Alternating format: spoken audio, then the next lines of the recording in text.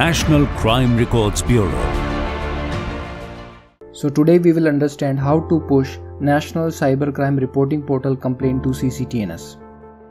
First of all, you need to log in Cyber Police portal. In that portal, you need to open in browser and enter the credentials and enter the CAPTCHA. After login, there will be a dashboard. On the dashboard, there is an option inbox. Click on the inbox and all the acknowledgement number will be shown. All the acknowledgement number can be linked with CCTNS depending on the status. So first of all, select a particular acknowledgement number. When you click on the acknowledgement number, there will be detail of the complaint. The complaint can be seen here.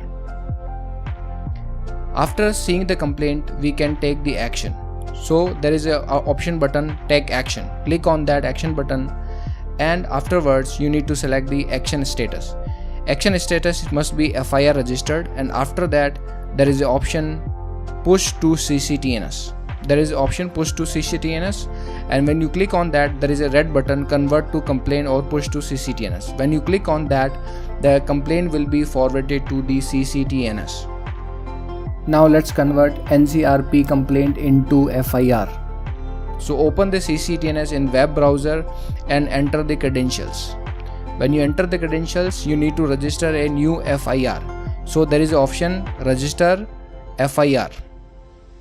When you click on the register FIR, you need to register the new FIR registration. When you click on that new FIR registration, under the X and section, there is an option link FIR. When you click on this link FIR, you need to select yes button. When you click on the radio button yes, there is an option type registration type. Registration type must be complaint, and when you search this, there are lots of complaints will be available which is coming from the cyber portal. Click on the radio button and click the link button. When you click on this link button, there will be action will be taken that all the data from the cyber portal will be loaded into the CCTNS portal.